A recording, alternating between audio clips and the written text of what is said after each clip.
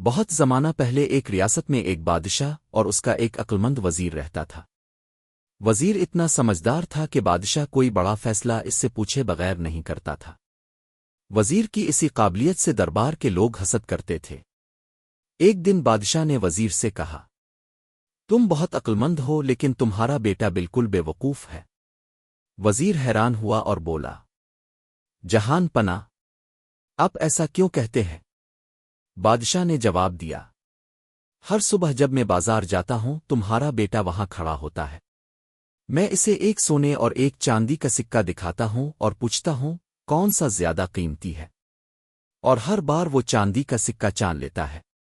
سب لوگ اس پر ہنستے ہیں۔ وزیر دل گرفتہ ہو کر گھر آیا اور بیٹے سے پوچھا، بیٹا بتاؤ سونا زیادہ قیمتی ہے یا چاندی؟ بیٹے نے فوراً کہا، سونا۔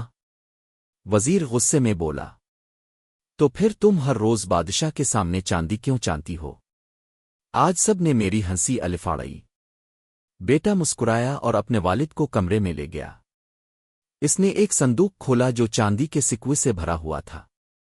بیٹا بولا، ابوا جان، اگر میں سونے کا سکہ لے لوں گا تو بادشاہ یہ کھیل بند کر دے گا، لیکن جب میں چاندی کا سکہ چانتا ہوں تو بادشاہ ہنستا ہے اور مجھے روز ایک نیا سکہ دیتا ہے۔ آہستہ آہستہ میرے پاس بہت سارے سکے جمع ہو گئے ہیں۔ ایک بار کا سونا لینے سے بہتر ہے کہ روز روز چاندی ملتی رہے۔